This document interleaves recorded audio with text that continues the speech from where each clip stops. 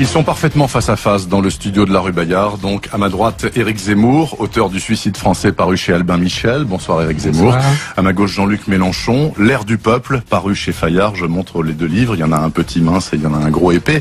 Alors écoutez, on va parler de diverses choses dont vous avez souhaité débattre et qui sont pour beaucoup dans vos deux livres, bien entendu. Donc ça fait débat. Mais je voudrais quand même vous poser une question d'actualité qui m'est venue en vous écoutant sur cette antenne, Éric Zemmour, hier, à propos de l'affaire de la crèche qui était installée au Conseil général de Vendée. Donc on a demandé au Conseil général de la retirer, qui fait appel. Donc pour le moment, elle va être réinstallée sans doute. Moi, j'aimerais bien que vous précisiez la chose.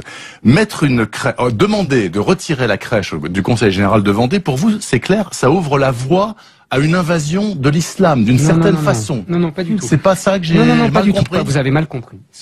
Oui. C'est simple, en fait. C'est, d'ailleurs, si on va parler d'immigration, j'ai apporté un sondage dont vous avez parlé sur l'antenne d'RTL et qui est très intéressant, que je soumettrai à Jean-Luc Mélenchon. Non, c'est pas du tout ce que je dis. Ce que je dis, c'est que les gens de la pensée libre, des gens d'un laïcisme militant, on dira, qui ont fait enlever cette crèche, ne se rendent pas compte que, en fait, ils servent les intérêts d'un multiculturalisme effréné. C'est-à-dire qu'à partir du moment où on ne reconnaît pas qu'il y a une culture chrétienne qui a fabriqué la France depuis 1500 ans. Non. Mais si. Les racines chrétiennes de la France, les racines chrétiennes de la France, c'est une évidence, Jean-Luc Mélenchon. Non, c'est pas une évidence. Non. Bon, écoutez, vous allez répondre. Donc, à partir de ce moment-là, où on abat les racines chrétiennes de la France, c'est pour imposer une espèce d'égalité factice, non pas juridique évidemment, puisque ça c'est évident, c'est l'égalité, mais une égalité culturelle, une égalité émotionnelle qui fait qu'on veut imposer un multiculturalisme généralisé. Et donc, avec l'islam comme culture française au même niveau, si j'ose dire, que la culture chrétienne. Encore une fois, je parle bien de culture et non pas de religion. Voilà. Bon, Jean-Luc Mélenchon, plus laïcard que vous, il n'y a pas. Donc le fait de mettre une crèche dans un conseil général, non, mais déjà, ça vous dérange, je conteste le thème de laïcard, monsieur. Je n'ai pas dit laïcard. Il y a la République laïque, une indivisible, je suis laïque. Plus laïque que vous. Bon, je vous dis pas journalard. Non, pas du tout. Pour décrire cette manie de tout ridiculiser. Non, c'est pas. J'appartiens à une tradition française majoritaire favorable à la laïcité de l'État, c'est-à-dire à la séparation des églises, toutes les églises et les institutions civiles de la République. En l'occurrence, ici, il s'agit d'une mairie, et j'estime en effet en conseil général ou une mairie, c'eût été de même. C'est un lieu public, et les manifestations de la foi religieuses qui sont respectables dans le cadre privé, à l'église, ça se conçoit parfaitement et personne n'a rien à dire contre ça, ne sont pas acceptées dans les établissements publics. Je voudrais rappeler que la France s'est sortie de 3 siècles de guerre civile ouverte ou larvée parce que nous n'avons trouvé aucune solution au problème de la coexistence de catholiques et protestants qui se sont entre-massacrés, les catholiques étant les plus nombreux massacrant le plus, et cette débauche de crimes a été d'ailleurs célébrée en place publique par le pape Jean-Paul II, qui est venu pour célébrer la messe le jour de l'anniversaire de la Saint-Barthélemy. Les gens comme moi ne l'oublient pas. Par conséquent, il faut se souvenir que nous avons gagné la paix civile. Nous avons gagné la paix civile grâce à la séparation des églises et de l'État. Et aujourd'hui qu'il y a, voyez-vous les mêmes conséquences qu'il y a la présence de religion de l'Église et de l'État. Bon, aujourd'hui qu'il y a, aujourd'hui qu'il y a, Henri IV, il n'a pas fait la séparation de l'Église et de l'État, Henri IV. Mais ça n'a pas été la paix civile. Provisoirement en tout cas. Je termine juste. Allez-y, terminez, Jean-Luc Mélenchon. Ce que vous voulez, comme vous voulez, Éric Zemmour, mais venons juste sur le moment.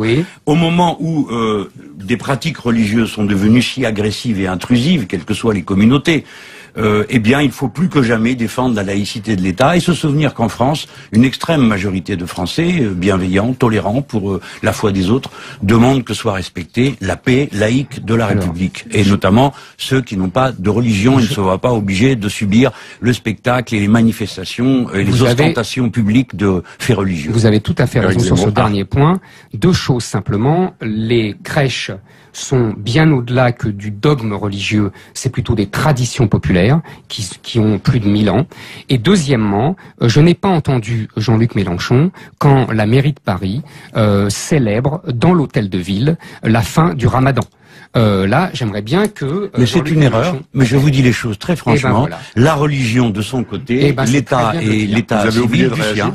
Je n'étais pas. Vous pouvez pas réagir à voilà, non, mais on me pose la question, je vous réponds. De la même manière que je suis contre le fait que l'on subventionne les crèches religieuses, comme les crèches Lubavitch ou les crèches chrétiennes. Absolument d'accord avec vous. Les enfants, si les Lubavitch veulent faire des crèches, eh bien ils font des crèches, mais l'argent public n'a pas à participer. On est d'accord là-dessus. Alors oui, mais alors dans ce cas, on est d'accord aussi pour retirer la crèche de cet endroit et faire respecter une laïcité. Encore une fois.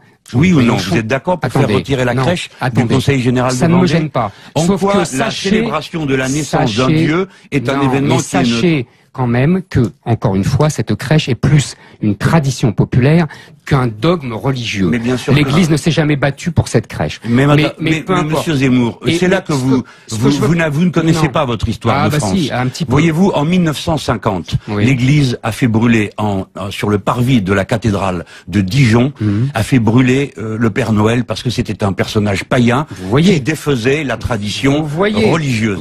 Alors, ça veut dire que si l'on excite un peu les religieux, ils n'ont pas de raison de ne pas aller au bout de leur dogme. Écoutez, par conséquent, les crèches n'ont rien à faire dans les lieux publics, pas plus que les autres événements religieux. C'est une tradition millénaire, ce n'est pas un vrai... Non, ça ne peut pas être une tradition millénaire de mettre une crèche dans un conseil général, vu que ceci n'existe que depuis 2 siècles. Écoutez, non, ce n'est pas une tradition millénaire. Et s'il fallait reprendre toutes les traditions millénaires, nous pourrions reprendre celle de ce cher Saint-Louis, qui a obligé les Juifs à porter le premier signe d'appartenance au judaïsme. C'était une loi. Oui, de faire... Ah bah oui, mais justement, je ne mélange pas tout, je fais le tri de ce qui peut permettre aux Français de vivre entre eux en paix. Donc la religion chez elle et l'État chez lui. C'est une règle simple. Je suis tout à fait et d'accord donc avec au Conseil général de Vendée, on n'a rien à faire avec une crèche dans le hall, ni dans aucune église. Et de même que dans les tribunaux, il n'y a pas de raison qu'il y ait des crucifix. Mais c'est réglé depuis longtemps, ça. Oui, mais par exemple en Allemagne, nos amis le demandent. Laissez parler Éric Zemmour, juste un mot, Éric Zemmour, sur cette question.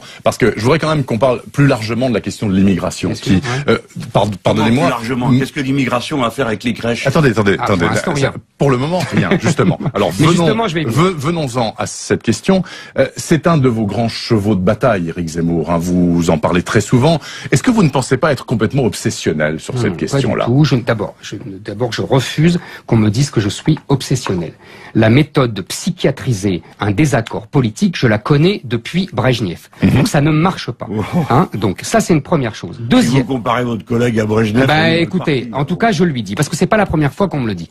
Je ne suis pas obsessionnel. D'accord. Deuxièmement, ce n'est pas un cheval de bataille. Hein. Les gens en parlent tout le temps. Voilà. De l'immigration, c'est un sujet majeur pour les Français.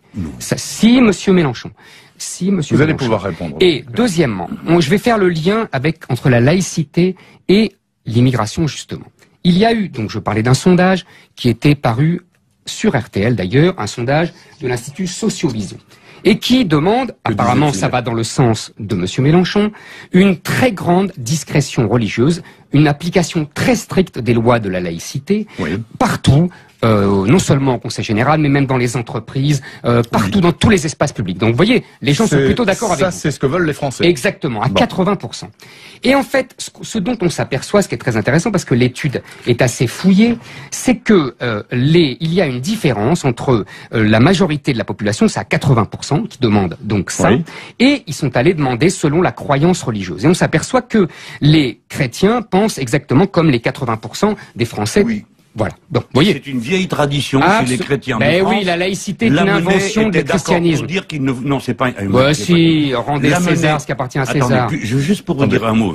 Mais je vous en prie. Raison, on le sait bien. Mais non. Vous supportez d'entendre. Mais au moment du débat sur la laïcité, Lamennais, qui représentait un courant chrétien, disait lui qu'il était d'accord pour la séparation des églises et de l'État parce qu'il voulait pas que le christianism soit la religion officielle de la France. Vous voyez, on est d'accord. Et il pense que la foi devait éclairer de l'intérieur et non pas depuis la loi. On est d'accord. Sauf que là-dessus on est d'accord. Vous êtes d'accord tant qu'il s'agit des chrétiens. Il continue, mais vous allez voir les chiffres. Moi, je les ai sous les yeux, je les ai apportés. On demande aux musulmans français ce qu'ils en pensent. Et ils répondent, près de la moitié souhaitent une société où chacun puisse s'exprimer publiquement son appartenance religieuse. 56% trouvent normal qu'on suive d'abord les règles de sa religion avant celles de la société. Et 60% des musulmans trouvent acceptable le port de signes religieux et la prière sur le lieu de travail. En fait, Ça, c'est pas compatible avec la République. Ah non, c'est pas compatible avec la République. Non, ça n'a pas rien à voir. Attendez, on va regarder le détail de ce que mais vous dites. vous inquiétez pas, je l'ai lu. Très intéressant. En fait, c'est très intéressant parce que, en fait, quand les Français demandent plus de laïcité, ils se trompent sur les mots. Parce que la laïcité, M. Mélenchon l'a très bien dit tout à l'heure, c'est uniquement la neutralité de l'État dans les espaces publics par rapport à la religion. C'est pas le comportement des gens, c'est pas la prière dans les lieux publics. En revanche, ce que les Français veulent sans le savoir, ils veulent l'assimilation. C'est-à-dire qu'ils ne comprennent pas. Sans le savoir? Oui, sans le dire, sans employer le mot. Parce que ce qu'ils disent là, ça veut dire que les gens doivent s'assimiler, se comporter comme les Français de souche et les immigrés plus lointains. C'est ça le grand problème entre l'islam. Attendez, monsieur Mélenchon, c'est ça le grand problème mais je vais vous laisser du temps. Entre l'islam et la société française. C'est que, et on va y revenir, d'une part, nos élites depuis 40 ans ont abandonné l'assimilation, et que l'Europe nous pousse à l'abandonner, et que deuxièmement, nous avons de plus en plus de musulmans qui refusent eux aussi cette assimilation et qui veulent pratiquer leur religion comme l'islam a toujours été pratiqué, c'est-à-dire qu'il n'a jamais connu les règles de la laïcité. Bon, alors ça c'est le point de vue d'Éric Zemmour sur cette question-là. Il a eu le temps de développer. Vous allez développer juste après la pause de publicité, monsieur Mélenchon. Vous aurez du temps pour ça. Il est 19h27 sur RTL. Ça, Éric Zemmour dans RTL Soir. Avec Bernard Poirette. Jean-Luc Mélenchon qui publie L'Air du peuple chez Fayard. On verra tout à l'heure bien sûr pourquoi il a titré son livre ainsi, et Éric Zemmour, Le suicide français chez Albin Michel. Jean-Luc Mélenchon, c'est à vous donc à propos de cette étude à laquelle Éric Zemmour faisait allusion. Si on a bien compris, est-ce que vous avez compris comme moi, il semblerait que les populations immigrées, notamment musulmanes dans notre pays, ne veulent pas s'assimiler. Bon, déjà alors... Commençons par prendre les choses dans l'ordre dans lequel elles se sont présentées dans notre discussion. Vous abordiez le thème de l'immigration, et Éric Zemmour a répondu sur la question des musulmans. Parce qu'on a parlé de laïcité. Alors, non, mais c'est l'équation habituelle. Immigré égale musulman, musulman égale intégriste, et gens qui ne veulent pas s'assimiler. Ce n'est pas vrai. Il a cité une étude. Alors c'est par sondage. Nous sommes obligés de regarder les biais des questions. Monsieur Zemmour, les yeux dans les yeux, est-ce qu'il est normal de suivre d'abord les règles de sa religion avant celles de la société? Non, la loi. Ah non, c'est pas ce qui est écrit. La loi de la société. Normal qu'on suive d'abord les règles de sa religion avant celles de la société. C'est la question des lois. Non, mais vous venez de répondre les lois. Non. Ici, il y a les règles. La réponse est qu'il est juste, monsieur, vous ne pouvez pas forcer les consciences. Il est juste de respecter les règles de sa religion. Par exemple, sûr qu'il est juste. La loi reconnaît le droit à l'avortement. Eh bien, personne n'est obligé d'avorter. C'est une liberté. De la même manière, la loi ne prévoit pas que vous soyez obligé de partager avec quelqu'un d'autre qui n'a rien. Et vous suivez d'abord la loi du cœur. Par conséquent, il est normal que des gens qui sont croyants se réfèrent d'abord à la morale de leur croyance. Et vous pensez que l'assimilation va se faire avec le temps naturellement? À partir de là, lorsque certaines pratiques liées à la foi contreviennent à la loi, il y a un délit, et à ce moment-là, on condamne le délinquant. Par exemple, certains peuvent penser que l'excision, qui est une pratique tribale qui n'a rien à voir avec l'islam, doit être appliquée. Ceux qui s'y risqueraient tomberaient sous le coup de la loi et seraient châtiés. Car dans ce domaine, c'est la loi qui a la prééminence sur le reste. Par conséquent, on ne peut pas reprocher à des gens de vouloir agir selon ce que leur morale ou leur foi, personnellement j'agis suivant la morale stoïcienne, d'autres ça peut être la foi religieuse, catholique, juive ou autre. Bon, ça c'est la première chose. La deuxième, c'est que je ne suis pas d'accord pour qu'on ne cesse de faire un lien entre immigrés et musulmans. Pour quelle raison? La première est parce que l'immigration n'est pas composée majoritairement de gens qui viennent du Maghreb. L'immigration majoritaire en France, monsieur Éric Zemmour, est composée d'Européens. Bah voyons. D'Européens. La communauté la plus nombreuse. Non, je ne date pas, ce sont les derniers chiffres. La communauté la plus nombreuse en France étrangère, ce sont les Portugais, loin devant les Algériens. Et quand bien même, parlerait-on de Maghrébins, que tous ne sont pas musulmans, et que quand bien même seraient-ils tous musulmans, que je ne vois pas où est le problème. La France est plus forte que tout. Sa loi républicaine mettant les individus à égalité permet C'est une machine à fabriquer du citoyen, la France. Nous ne sommes pas en Allemagne. Ici, c'est pas dem Volk, le peuple. C'est pas quelque chose qui a à voir avec une référence millénaire, comme vous voulez transformer la France. La France est tout entière dans l'acte fondateur qu'est la grande révolution de 1789, liberté, égalité, fraternité. Et voilà comment on fabrique sans cesse des Français. Avec Zemmour, vous ne pouvez pas parler tout le temps. C'était-vous avant. Alors arrêtez de dire monsieur tous les 2 secondes. Voilà. Donc vous vous taisez, je parle, vous parlez, je me tais. Et comme c'est mon tour, je parle. Bon, ce n'est pas fini et je veux terminer sur les chiffres que je suis en train de donner. Quoique ce ne soit pas une bataille de chiffres. Parce que fondamentalement, je méprise cette manière de montrer du doigt une partie des Français, monsieur Zemmour. La machine à fabriquer des Français continue à tourner à plein régime. Et comme nous serons obligés d'entretenir cette machine pour la raison que les flux migratoires dans le monde ne vont pas ralentir, ils vont continuer à cause du changement climatique, à cause des guerres, à cause du nombre des êtres humains. Il faut donc faire tourner à plein rendement la machine à transformer en Français tous ceux qui ne le sont pas mais qui veulent vivre avec nous. Nous avons... Je vais arrêter sur cette phrase. Nous avons la machine pour faire la grande France. Ça s'appelle la République, liberté, égalité, fraternité. Voilà le contrat entre Français. Peut-être la 6e République, on va en parler dans un instant peut-être. Monsieur Mélenchon, très bien, Monsieur Mélenchon, je vais vous raconter une anecdote qui va vous toucher. Pas du tout menaçant, oh là là, pas du tout menaçant. Monsieur Mélenchon, je vais vous raconter une histoire qui s'est passée à Bagnolet il y a une quinzaine de jours. Une mère de famille musulmane, voilée, racontait à une élue de Bagnolet ses altercations avec la directrice de l'école qui ne supportait pas que elle soit voilée comme ça et qu'elle veuille accompagner sa fille dans l'établissement scolaire. Et elle parle avec donc l'élu local et qui lui est... Et donc la mère de famille disait mais je suis française, c'est scandaleux de ne pas me faire ça, etc. Et l'élu local dit ça ne se voit pas que vous êtes française. Et l'autre s'énerve évidemment, et elle dit « parce que vous êtes voilée ». Cette dame s'appelle Karine Lombardo, elle est élue municipale Front de Gauche. Elle est maire adjointe à l'éducation. Je ne sais pas ce que vous... Non, mais pourquoi je vous raconte cette histoire? Oui, bien sûr. Pour tout salir, tout rendre laid. Vous m'avez dit qu'on n'a pas le droit d'interrompre, alors respectez votre vous propre n'avez pas règle. le droit de m'interrompre. Ah oui, effectivement. Pourquoi je vous raconte ça? Parce que, voyez, cette réaction de quelqu'un de chez vous, c'est la réaction de la France depuis 150 ans. C'est-à-dire que l'assimilation, ça veut dire devenir le même. Ça veut dire ne pas rester l'autre. Et quand on a une religion qui n'est pas seulement une foi, comme vous le prétendez, mais qui est aussi, tous les spécialistes le disent, un régime juridique, un État, une politique. L'islam n'est pas seulement une foi, ce n'est pas le catholicisme. Le judaïsme, il y en a aussi, des pages et des pages. Le judaïsme aussi. Le judaïsme aussi. Seulement le judaïsme, on l'a obligé à éradiquer, en tout cas en France, je vous rappelle pas Napoléon, 1807, etc., cette partie étatico-juridique. Ce qu'on n'a jamais fait pour l'islam. Et aujourd'hui, nous avons des gens qui s'habillent. Mais oui, monsieur Mélenchon. Terminé. Pas du tout. Jamais on n'a fait les Juifs. Qu'est-ce que vous racontez? Mais si, bien sûr qu'aussi, en 1800. Mais enfin, c'est la République qui a libéré les Juifs. Qu'est-ce que vous racontez? Elle a émancipé les Juifs, mais rien aux Juifs en tant que nation, tout en tant qu'individu. C'est Clermont-Tonnerre. Exactement. Et il avait 1000 fois raison. Il avait 10 000 fois raison. Bon, alors, sauf qu'on a... Non, on ne dire que les continue communautés pas. ont des droits en France, on à part au dîner du CRIF. Il n'y a aucune communauté qui se veut s'arroger des droits. On ne continue pas. Je ferme le raisonnement, c'est très simple. C'est qu'on a de plus en plus de Français qui ont l'impression de ne plus être en France, dans des quartiers, qu'on vit à la musulmane, qu'on vit à l'arabo-musulmane, et que la règle à Rome fait comme les Romains n'est plus respectée, que vous le voulez ou non. La France, vous dites la République. La République, ce n'est pas seulement le respect des lois, c'est aussi le respect d'un esprit. C'est aussi, il n'y a pas de peuple sans sociabilité, et il n'y a pas de sociabilité sans ressemblance. Ok, Jean-Luc Mélenchon, non, vous avez la parole dans 2 minutes, on a la même problématique. Si vous voulez un peu de temps, il faut qu'on s'arrête maintenant, et vous lui répondez juste après.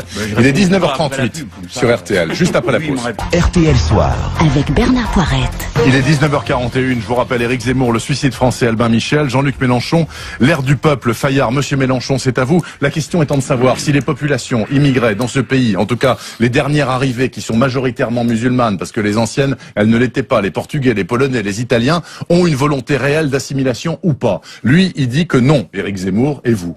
Mais je refuse de me situer dans cette problématique, elle est absurde. Des immigrés maghrébins, il y en a depuis les années 50. N'évoquez pas que les Portugais et les Italiens. Il y a des immigrés maghrébins de confession musulmane depuis toujours, qui ont une pratique de leur religion qui est différente suivant les périodes. Lorsque cet élu s'adresse à cette personne et lui fait cette réponse, à supposer que l'anecdote de Zemmour soit vraie, d'Éric Zemmour, mais supposons qu'elle soit vraie, eh bien je vais vous dire ce que moi-même j'aurais pensé, je serais capable de dire à quelqu'un, notamment une femme, qui viendrait à se présenter dans une tenue extravagante et pour ainsi dire déguisée, avec un voile intégral ou je ne sais quoi, ce qui est interdit par la loi. Je lui dirais, mais ce n'est pas ça le tempérament de la liberté que nous avons gagné en ce pays. Et j'essaierai de convaincre. Voilà. Eh bien, vous avez du boulot. Essayons de faire. Pardon, mais j'ai peut-être du boulot, mais c'est comme ça qu'on fait. Monsieur Zemmour, je le fais. Et je dirais notamment à certains, comme je l'ai dit à certains jeunes, que Dieu n'a jamais demandé à personne d'aller se déguiser en afghan pour être un bon musulman, comme je le vois souvent. Et je dirais de même aux catholiques qu'il n'y a aucune raison, ou aux juifs, qu'il n'y a aucune raison de se déguiser avec une peau de mouton sur la tête du XVIIIe siècle pour que Dieu l'Éternel le trouve favorable. De la Lituanie. Je ne confonds pas les manifestations religieuses exagérées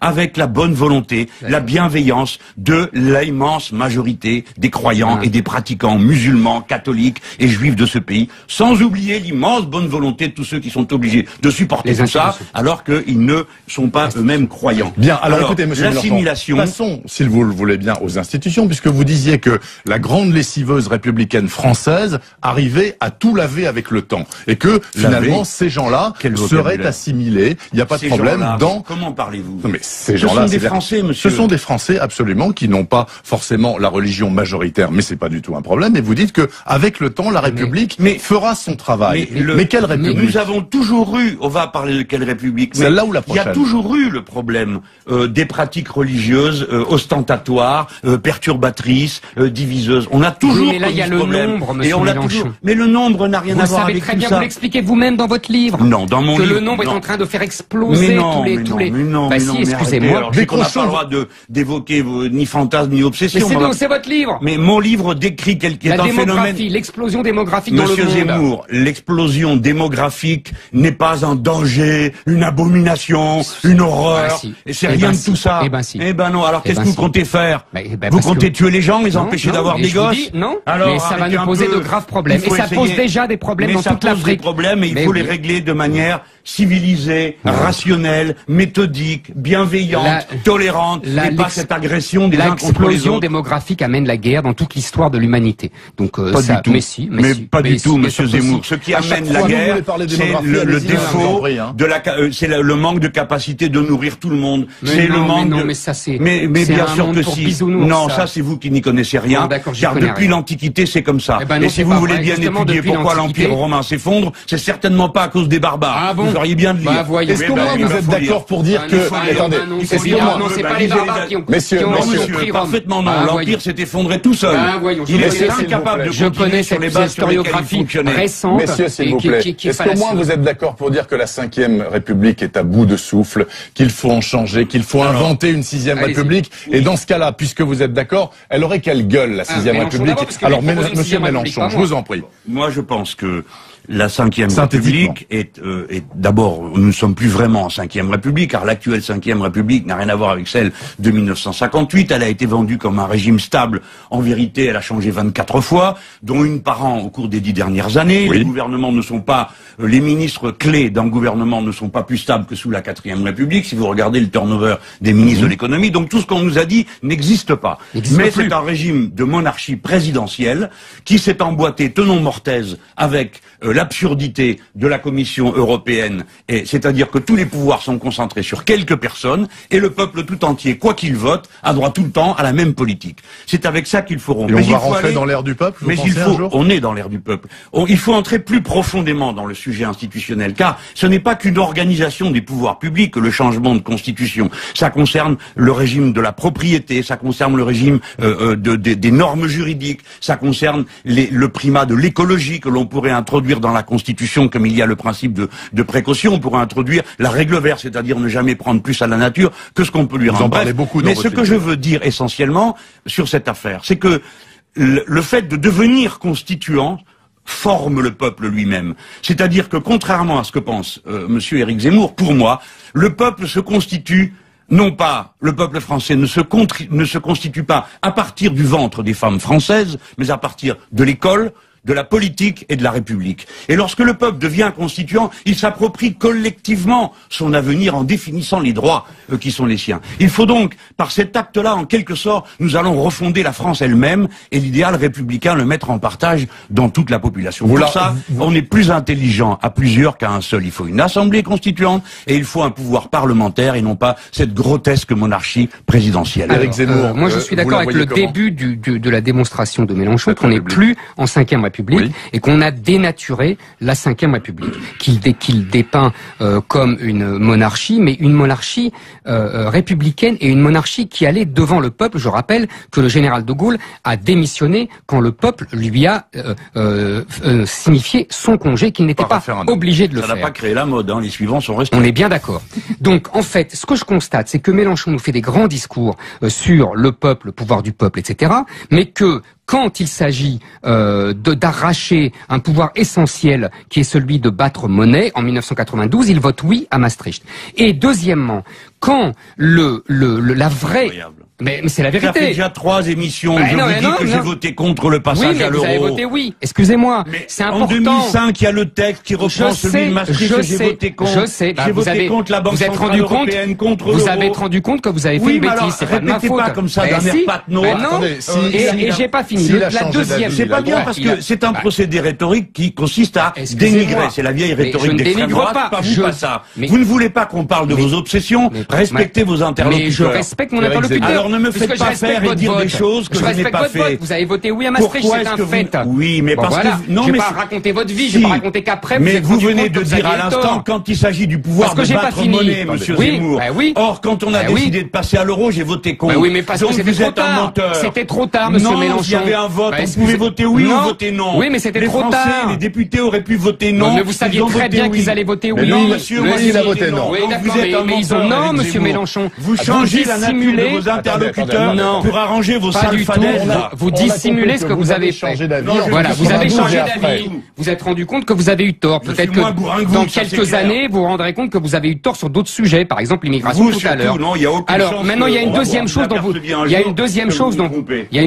dont vous ne parlez jamais, qui est le gouvernement des juges. La vérité, c'est que la Ve République a été dénaturée par effectivement le pouvoir de Bruxelles et de la Commission de Bruxelles, mais surtout par les juges, par le Conseil constitutionnel depuis juillet 71, par les cours européennes de justice, qui ont un pouvoir délirant d'imposer leurs normes, leur volonté, leur idéologie à un pouvoir qui est faussement démocratique, puisqu'il ne peut absolument rien faire. Et ça, M. Mélenchon ne dit jamais rien contre ça. Il ne dit... Ah bon, je vous ai jamais entendu. Je vous ai jamais entendu. Entendu, mais vous écoutez à toutes les portes ou quoi? Lisez mes livres. Publiquement, j'ai déjà expliqué. J'ai lu votre livre. Ah oui, mais vous en avez eu un, j'en ai écrit 14. J'en ai lu plusieurs. D'accord? J'ai expliqué en long, en large et en travers pourquoi la Ve République produisait mécaniquement le gouvernement des juges. C'est pas la Ve République, c'est un il produit des autorités indépendantes type CSA et compagnie qui sont à la fois l'exécutif, le législatif et le judiciaire de leur ordre. C'est faux, ce n'est pas la Ve République. C'est justement la dénaturation. Ça y est pas, et puis après vous dire autre chose. Dénaturation de la Ve République. La dénaturation. Oui, vous accusez la Ve République, ce qui est qu'en fait un combat contre la Ve République. Et oui, à partir du moment où le général de Gaulle meurt, ou Pompidou meurt, la Ve République commence à se déliter parce que les élites politiques, administratives, économiques la pourrissent de l'intérieur. Et là, vous venez de dire, ah bah c'est la Ve République. Non, ce n'est pas la Ve République. Alors messieurs, puisque vous avez parlé du pouvoir des juges. D'abord, votre affaire d'élite, Zemmour, n'est pas claire du tout. J'ai lu votre livre avec attention. Les élites, c'est pas clair, votre définition. Parce que vous mettez en cause des élites à coups de petites chansons qui auraient, paraît-il, changé l'état d'esprit des Français. Il n'y a jamais un fait social dans votre bouquin. C'est pas vrai. Sauf une manifestation de sidérurgistes. Le reste du temps, 81, 68 pour vous, c'est Cohn-Bendit, c'est pas les 10 millions de travailleurs en grève, et ainsi de suite. Quant aux élites, cher monsieur, il faut les mettre dans l'ordre dans lequel elles sont. Les élites qui commandent aux élites, c'est celles qui ont l'argent. C'est-à-dire l'oligarchie financière, qui s'est soumise toutes les institutions, et ensuite, en enchaînement... Alors justement, parlons des élites. Donc c'est le capitalisme qu'il faut frapper. Vous êtes d'accord? Alors, c'est votre thèse. Non, c'est pas ma thèse. C'est votre thèse ou pas? Attendez. C'est le capital qu'on combat ou les chansons? On ne combat. Mais les chansons sont le produit du capital et permet... Mais évidemment... Mais vous savez pas que est-ce que vous savez aujourd'hui que les historiens expliquent très bien que les chansons qui ont sali Marie-Antoinette et Louis XVI ont été un élément majeur de la Révolution. Donc ne méprisez pas comme ça les chansons. Ça fait partie de la guerre des Anglais. Ne pas les chansons.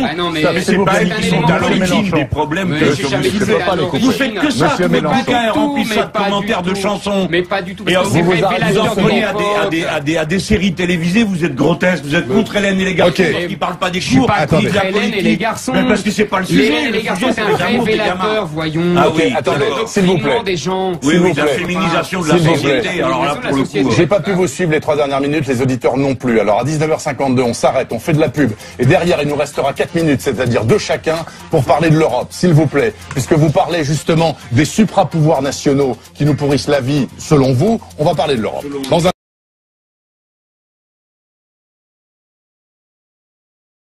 Servent les intérêts d'un multiculturalisme effréné. C'est-à-dire qu'à partir du moment où on ne reconnaît pas qu'il y a une culture chrétienne qui a fabriqué la France depuis 1500 ans, non. mais si. Les racines chrétiennes de la France, les racines chrétiennes de la France, c'est une évidence, Jean-Luc Mélenchon. Non, c'est pas une évidence. Non. Bon, écoutez, vous allez répondre. Donc à partir de ce moment-là, où on abat les racines chrétiennes de la France, c'est pour imposer une espèce d'égalité factice, non pas juridique évidemment, puisque ça c'est évident, c'est égalité, mais une égalité culturelle, une égalité émotionnelle qui fait qu'on veut imposer un multiculturalisme généralisé. Et donc, avec l'islam comme culture française au même niveau, si j'ose dire, que la culture chrétienne. Encore une fois, je parle bien de culture et non pas de religion. Voilà. Bon, Jean-Luc Mélenchon, plus laïcard que vous, il n'y a pas. Donc le fait de mettre une crèche dans un conseil général, déjà, ça vous dérange, je conteste le thème de laïcard, monsieur. Je n'avais pas dit laïcard. Il y a la République laïque, une indivisible, je suis laïque. Plus laïque que vous. Bon, je vous dis pas journalard. Non, pas du tout. Pour décrire cette manie de tout ridiculiser. Non, c'est pas. J'appartiens à une tradition française majoritaire, favorable à la laïcité de l'État. C'est-à-dire à la séparation des églises.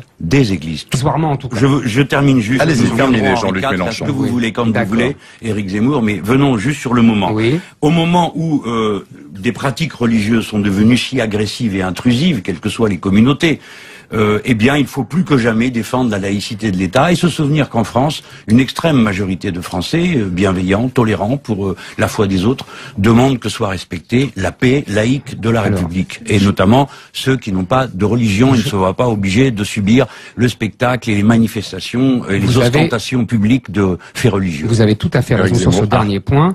2 choses simplement. Les crèches sont bien au-delà que du dogme religieux, c'est plutôt des traditions populaires qui ont plus de 1000 ans. Et deuxièmement, je n'ai pas entendu Jean-Luc Mélenchon quand la mairie de Paris célèbre dans l'hôtel de ville la fin du Ramadan. Là, j'aimerais bien que... Mais c'est une erreur, mais je vous dis les choses très franchement. La religion de son côté, l'État et l'État civil du sien...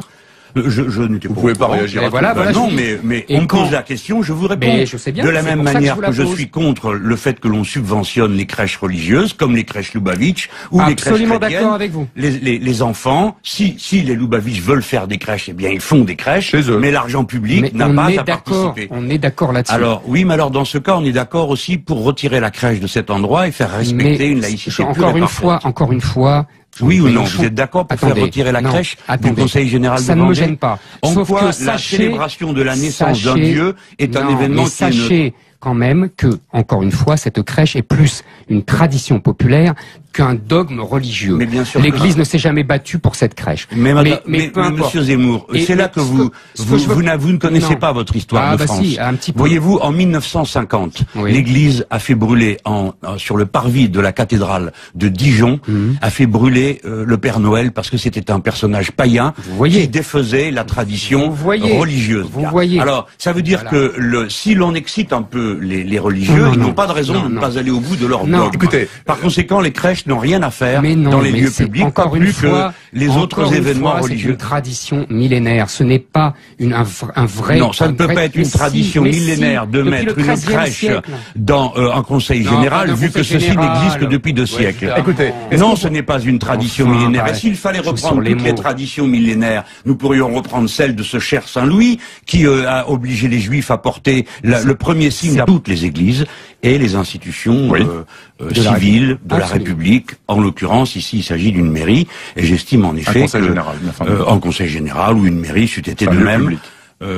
C'est un lieu public, et les manifestations de la foi religieuses qui sont respectables dans le cadre privé, à l'église, ça se conçoit parfaitement et personne n'a rien à dire contre ça, ne sont pas acceptées dans les établissements publics. Je voudrais rappeler que la France s'est sortie de 3 siècles de guerre civile ouverte ou larvée, parce que nous n'avons trouvé aucune solution au problème de la coexistence de catholiques et protestants qui se sont entremassacrés, les catholiques étant les plus nombreux massacrant le plus, et cette débauche de crimes a été d'ailleurs célébrée en place publique par le pape Jean-Paul II, qui est venu pour célébrer la messe le jour de l'anniversaire de la Saint-Barthélemy.